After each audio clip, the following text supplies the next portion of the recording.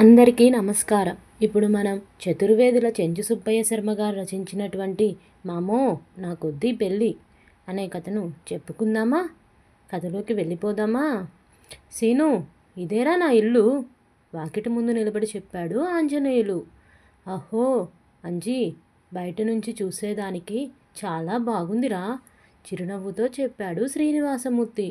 ఆ బయట చూచేదానికే కాదు, లోపల కూడా బాగానే ఉంటుంది అన్నాడు ఆంజనేయులు. అద్దెంత? 6,000. పద లోనికి వెళ్దాం. సీను, అంజీ ఒకే ఊరివారు, బంధువులు. అంజీకి వివాహం 6 నెలల కిందట జరిగింది. వారి అద్దాంగి పేరు ప్రశాంతి. BA వరకు చదివింది. మిత్రులు ఇరువురు ఇంట్లోకి ప్రవేశించారు. హాల్లో ప్రశాంతి, ఆమె ముగ్గురు స్నేహితురాండ్లు సోఫాలో కూర్చొని ఉన్నారు. ఏదో జోక్ పేల్చింది ప్రశాంతి. నలుగురు గలగలా నవ్వుతున్నారు. ఆ స్నేహితురాండ్ల పేర్లు సంపంగి, మల్లి, మనోరమ. వారి నవ్వును విని మిత్రులు ఇరువురు ఆశ్చర్యంగా వారినే చూస్తూ ఉండిపోయారు. ఆయన ఎవరు అంజీ? అడిగింది ప్రశాంతి. నా బంధువు, మిత్రుడు, మొన్ననే నా ఆఫీస్కు ట్రాన్స్ఫర్పై వచ్చాడు. పెళ్ళయిందా? కాలేదు. పేరేమిటి? శ్రీనివాసమూర్తి. నేను శ్రీను అని పిలుస్తాను. నాకు ఆ వివరాలు అనవసరం. వెళ్ళి టీ పెట్టుకొని తీసుకొనిరా త్వరగా అంది ప్రశాంతి. బిక్కముఖంతో తలాడించాడు అంజీ. ఆశ్చర్యంతో అంజీ ముఖంలోకి చూచాడు శ్రీనివాసమూర్తి. ఏం ఇంకా నిలబడి ఉన్నావు? త్వరగా వెళ్ళు వంటగదికి ఆదేశించింది ప్రశాంతి. ఆంజనేయులు ఉలిక్కిపడ్డాడు. శ్రీను ముఖంలోకి చూచి రారా అన్నాడు. ఇరువురు వంటగదిలోకి ప్రవేశించారు. శ్రీను మస్తిష్కంలో అంజీ వివాహ జీవితాన్ని గురించి కొన్ని ప్రశ్నలు. ఒరే అంజీ, ఏమిట్రా, మీ ఆవిడ తన స్నేహితురాండ్లతో చాలా బిజీగా ఉంది కదూ? అవునురా, ప్రశ్న అడుగుతాను, తప్పుగా అనుకోవుగా? నీవు నా ప్రాణమిత్రుడివి. నిన్ను నేను తప్పుగా ఎందుకు అనుకుంటానురా? అడుగు.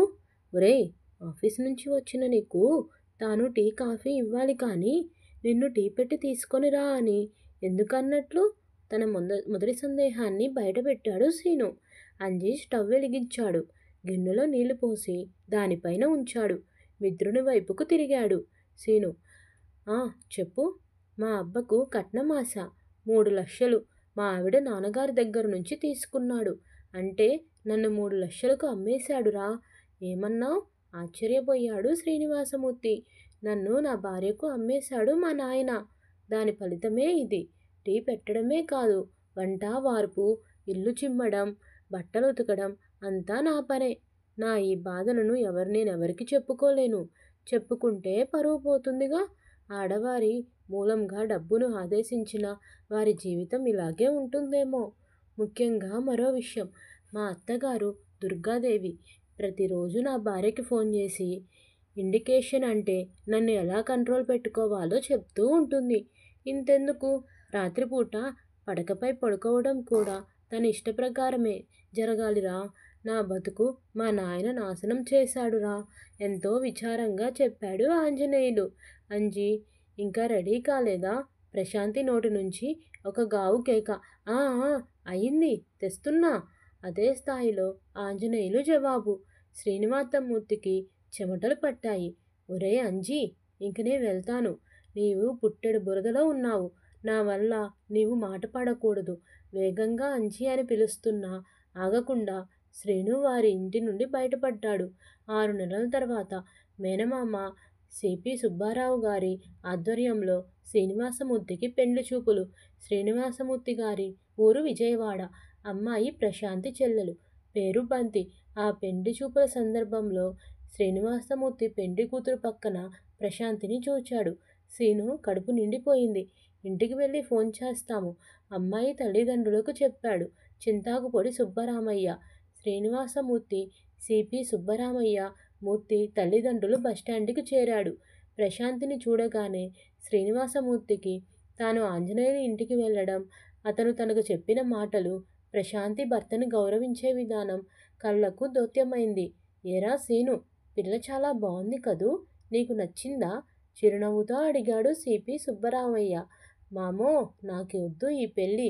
నీవు చూపించిన పెళ్లి కూతురికి శతకోటి వందనాలు. నేను వెళ్తున్నా. ఉద్యోగం చేసే నెల్లూరు బస్సు వైపు పరుగు తీశాడు శ్రీనివాసమూర్తి. సిపి సుబ్బరామయ్య, శీను తల్లిదండ్రులు గుంటూరు బస్టాండ్లో శీను మాటలతో ఆశ్చర్యంలో నిండిపోయాడు. కథ ఇంతటితో సమాప్తం. ఈ కథ కనుక మీకు నచ్చినట్లయితే ప్లీజ్ లైక్ చేసి షేర్ చేయండి. అలాగే మీరు మొదటిగా నా ఛానల్ని చూస్తున్నట్టయితే సబ్స్క్రైబ్ చేసుకోండి.